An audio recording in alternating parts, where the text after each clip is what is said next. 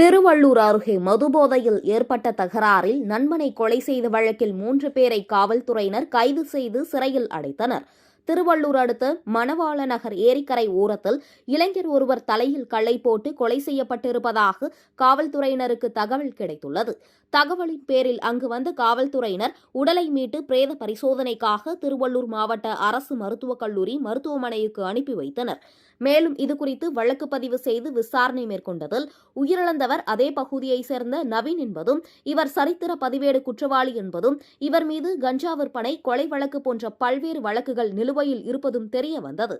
மேலும் இந்த கொலையில் ஈடுபட்டவர்கள் யார் என்பது குறித்து நடத்தப்பட்ட தீவிரமான விசாரணையில் கொலை செய்யப்பட்ட நவீன் அதே பகுதியைச் சேர்ந்த பிரவீன், மணிகண்டன், விக்னேஷ், ஆகாஷ் ஆகிய 5 பேருடன் சேர்ந்து மது அருந்தியுள்ளார். அப்போது மது போதையில் அவர்களிடையே வாக்குவாதம் ஏற்பட்டுள்ளது. இதனால் ஆத்திரமடைந்த பிரவீன் மற்றும் சக நண்பர்கள் அங்கிருந்த கல்லை எடுத்து நவீன் தலையில் போட்டு கொலை செய்தது தெரிய வந்தது. இதனை அடுத்து அவர்கள் கைது செய்து நீதிமன்றத்தில் ஆஜர்படுத்தி சிறையில் அடைத்தனர்.